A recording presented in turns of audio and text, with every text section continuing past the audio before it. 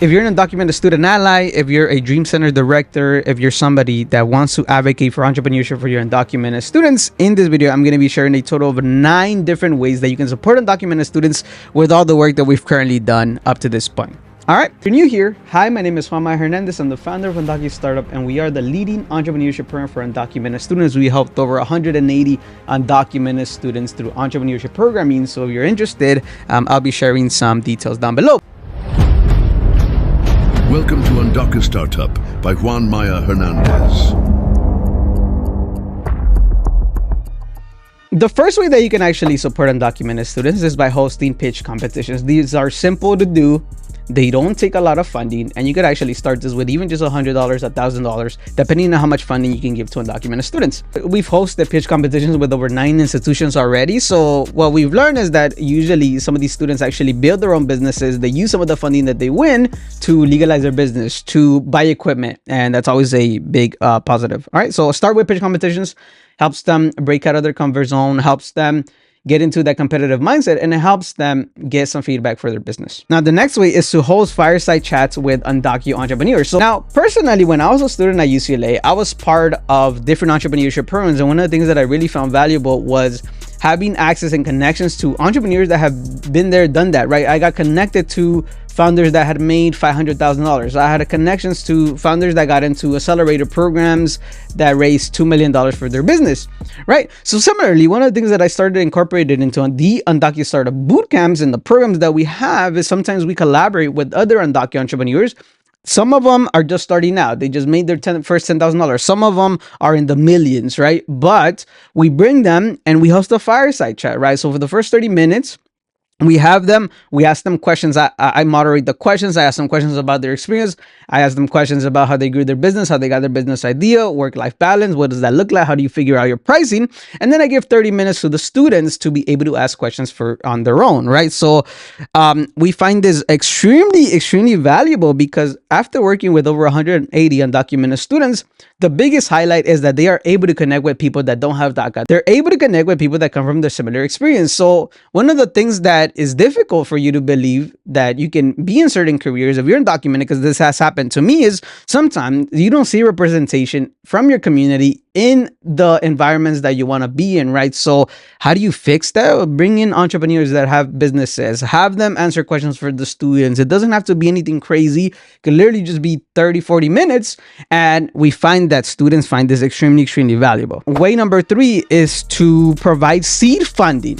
Okay, provide seed funding. So what is seed funding? Provide them like little scholarships, $300 to $500 and startup grants. These are mini grants that can help students buy supplies. It can help students legalize your business. Like we had a student named Sergio, one of our programs. He won first place in the pitch competition. He won $325. And then he was able to implement that into building his website. And I'll actually link it down below. And this is sort of like a really simple success story. All right, the next one is one of the most important ones. And these are collaborate with legal and business experts, right? So by legal, I mean somebody that can help them set up their business, get their EIN, set up their LLC, maybe find a company that can do that or a nonprofit that can do that. But also one of the most important things after they start making money is taxes. In terms of your business taxes, it's not the same as if you're looking for help just for your personal taxes, right? I always recommend that people look at enrolled agents from the IRS, look at tax professionals that are IRS certified, because in case anything happens with their Social Security or their ITIN number, if they're IRS certified, they can actually contact the IRS and resolve it much faster. Now, similar to how there's workshops on renewing your DACA, similar to how there's Know Your Rights workshops, why don't you do a Know Your Rights as a business owner? Why don't you collaborate or do some form of office hours with people that can help them set up their companies, help them get their EIN, help them understand what business structure, right? And there's a lot of resources, but let me know if you need more resources. All right, number 5 is build an entrepreneurship club or bring in entrepreneurship events to your undocumented student club, right? So why don't you launch an Undocu entrepreneur club on campus, right? Not only would this support students that want to go into entrepreneurship within the undocumented community, but you can also use some of the funds that you get to create a club to provide seed funding. You could also bring in experts. You can also bring in fireside chats of other entrepreneurs. You could also host little pitch competitions.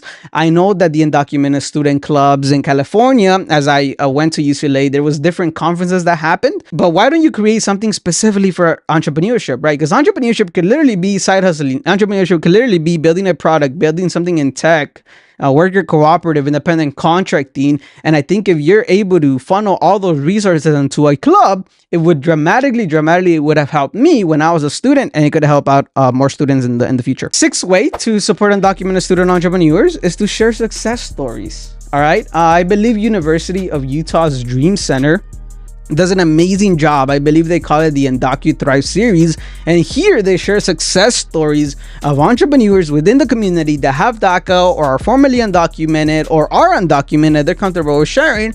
And this just allows students to view somebody that has been in their shoes make it. I know that when I didn't have DACA, and even now that I have DACA, I don't see a lot of my community and entrepreneurship.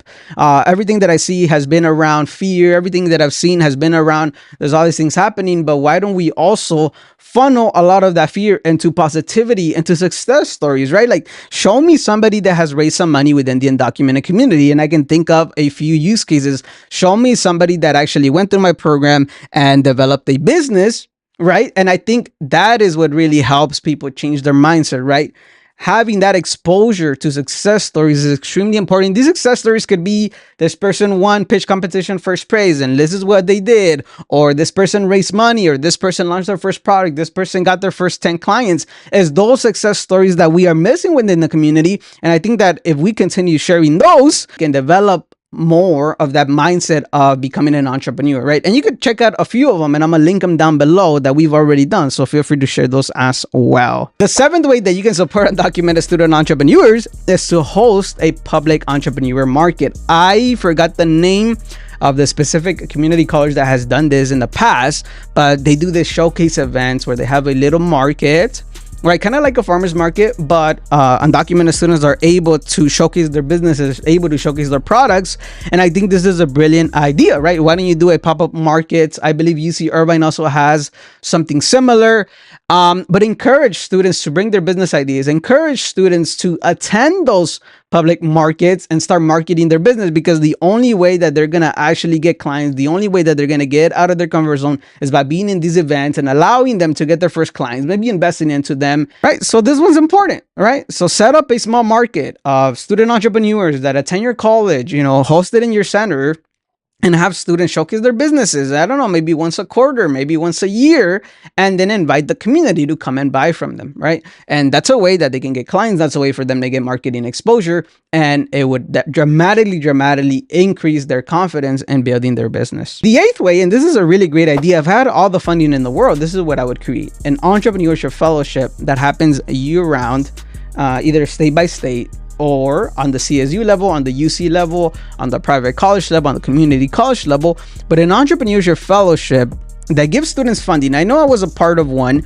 It was called the Future Founders Entrepreneurship Fellowship, and it was a total of eight weeks, I believe. It would include a lot of different workshops with different speakers. It would include metrics to track. It would include connections to potential mentors. It would include feedback from your own pitches. And I think, if I had $100,000, $200,000 to be able to invest into some of these students, I would create something like that, where it fits within professional development for undocumented students. But again, it's fully focused on entrepreneurship. So imagine you could have somebody that focuses on getting funding for undocumented founders, right? That's 1 week. The next week could be, how do you build your business idea? The next week could be, how do you set your prices? The next one could be all these other things. And I think that if you build something like that, you're investing into students, you're giving them exposure. Obviously, you have to make it exclusive, because even though I believe entrepreneurship should be accessible, I don't believe that everybody can become an entrepreneur, and I would never ever push anybody. But for the students that are interested in this, I think this would be extremely helpful for them, and it would give them a lot of resources. I still use the resources that I was given in my fellowship when I was a student to this day, but that is the last one. Now, the last and bonus one that I would leave you with is to partner with us. Okay, if you're looking for entrepreneurship resources and you may not be the expert, we're the experts here. Now, we've already helped over 180 plus undocumented students across 9 different campuses, build their own business ideas, get their first client, and pitch publicly. If you're ready to bring entrepreneurship programs to your campus, just visit www.UndocuStartup.com and book a free meeting call with us. I'd be happy to hear about what are your current challenges, how can we fix that, and hopefully we can work together. Now, that concludes the end of today's video. If you found this video helpful, please go ahead and share this with somebody that needs to hear this. And remember, be motivated and stay motivated, baby. I'll talk to you soon. Welcome to UndocuStartup by Juan Maya Hernandez.